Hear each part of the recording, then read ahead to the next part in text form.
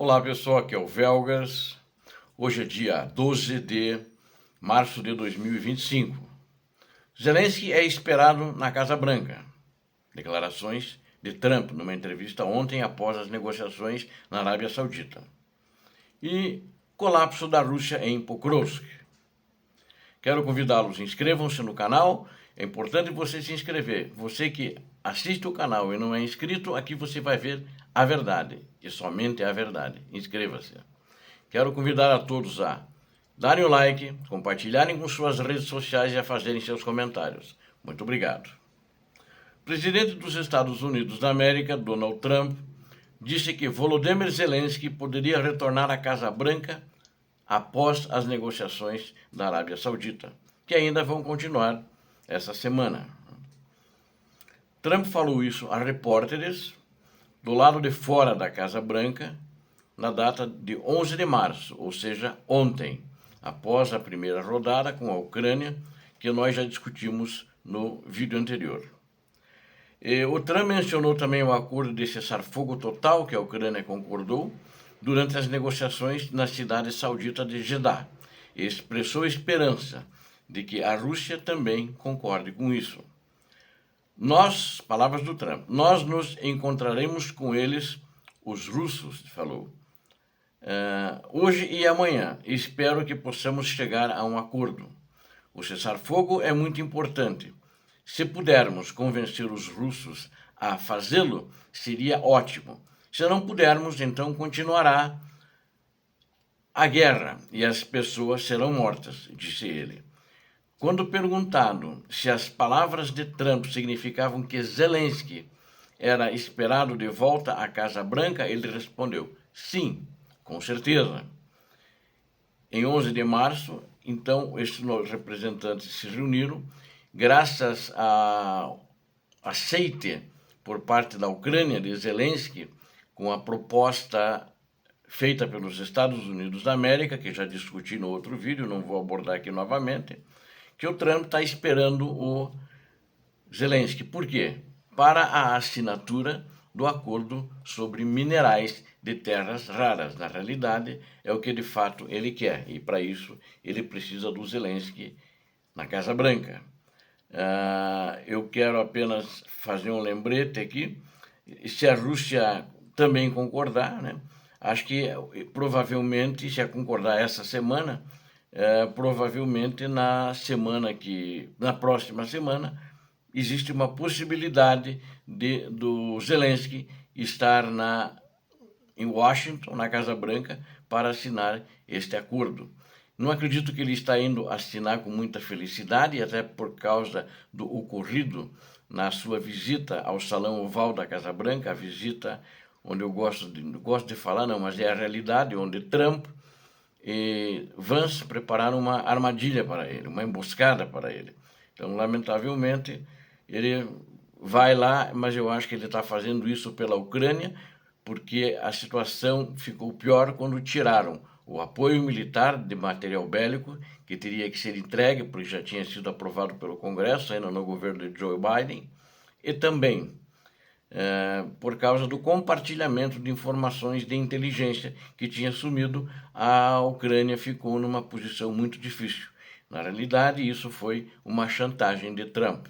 E ele indo lá, a chantagem continua. Bom, vamos falar agora do colapso da Rússia em Pokrovsk. De fato, na região de Pokrovsk, que era a região que os russos não conseguiam avançar, avançaram em algumas vilas durante esse último ano inteiro, que estão desde fevereiro do ano passado até agora, março, né? Eles já em janeiro começaram a perder território e a Ucrânia começou a pegar essas vilas de volta. E desde ontem, então, aconteceram um número muito grande de combates, né? Em torno de 244 em todo o teatro de operações de confrontos, a maioria, claro, em todo o território ucraniano. E esses combates, eles também usaram mísseis, né? Usaram um míssil, os russos, um míssil de fato, e 49 ataques aéreos, que lançaram esse míssil de um dos aviões que fez esse ataque aéreo, lançaram 68 bombas aéreas guiadas e também 700 drones kamikaze e 4.000 ataques com artilharia contra as posições ucranianas em todo o teatro de operações.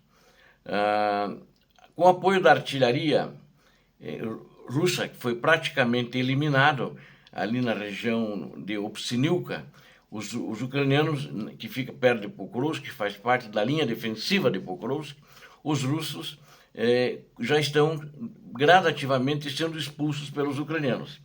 E por que a artilharia russa foi eliminada? Porque a Ucrânia concentrou algumas de suas baterias apenas no ataque às baterias russas, ou seja, fazer o tiro contra a bateria. Eles esperavam a Rússia atirar. Existe uma fórmula, né? Eles calculam e descobrem exatamente onde está a bateria russa, mesmo que ela esteja escondida, camuflada no meio das árvores, ou dentro de prédios que eles deixavam, ou dentro de construções de escombros, né? Como eles faziam isso, e de algumas vilas que eles tinham controle. Mas a Ucrânia foi descobrindo e foi eliminando as baterias uma a uma, restando muito poucas baterias, e os russos na região já estão até com medo de usar as baterias restantes, porque senão vão ser identificados e vão acabar mortos. E o objetivo da Ucrânia em toda a região de Pokrovsk, né, é recapturar totalmente a região. E com isso eles estão fazendo gradativamente em cada região.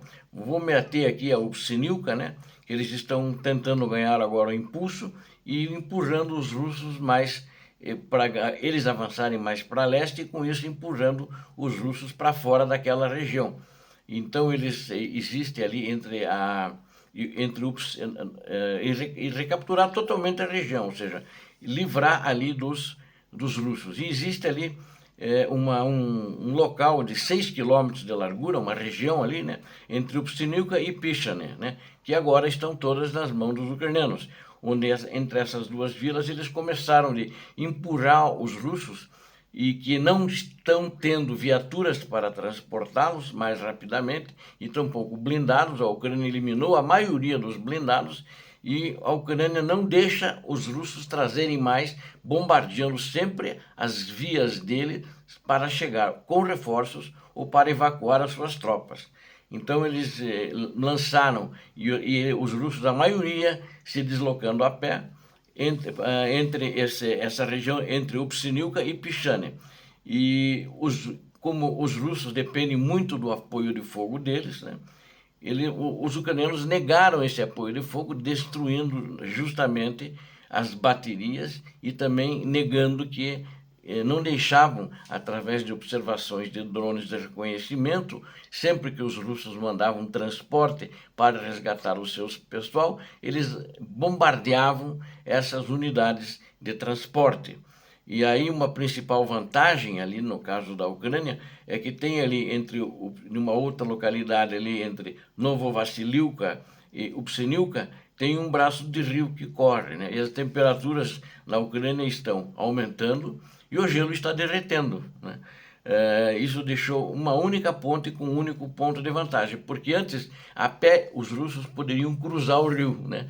E agora só vão com uma ponte que fica justamente entre as duas localidades que eu citei.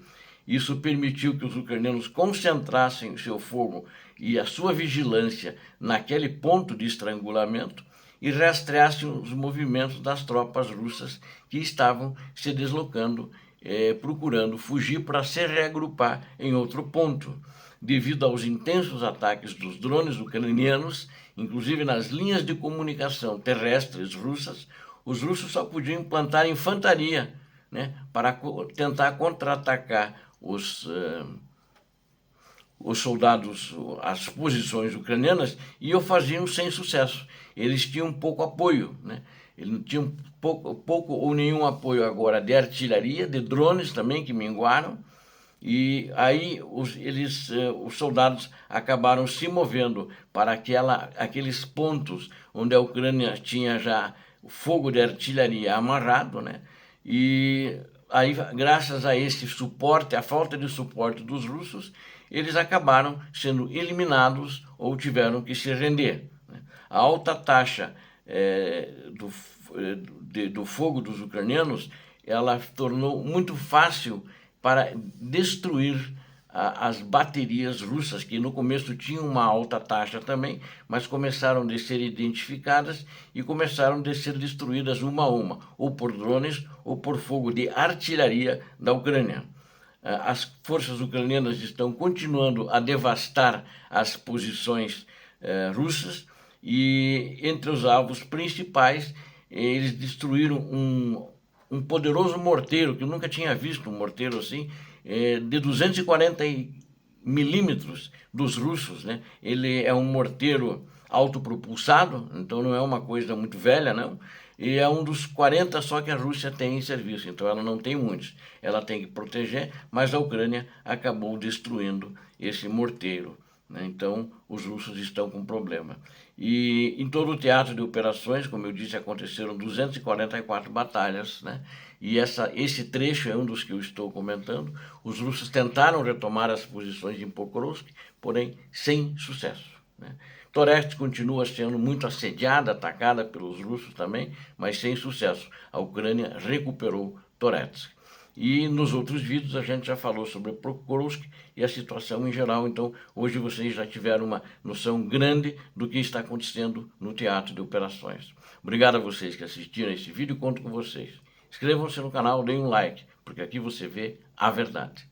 Aqui não escondemos. Propaganda de ninguém sobre o teatro de operações, ela é aceita. Tá? Obrigado a vocês, conto com vocês inscritos, deem um like, compartilhem com suas redes sociais, façam seus comentários. Deus abençoe a vocês, Deus abençoe a Ucrânia, Deus abençoe o Brasil, paz e bem, paz para toda a humanidade.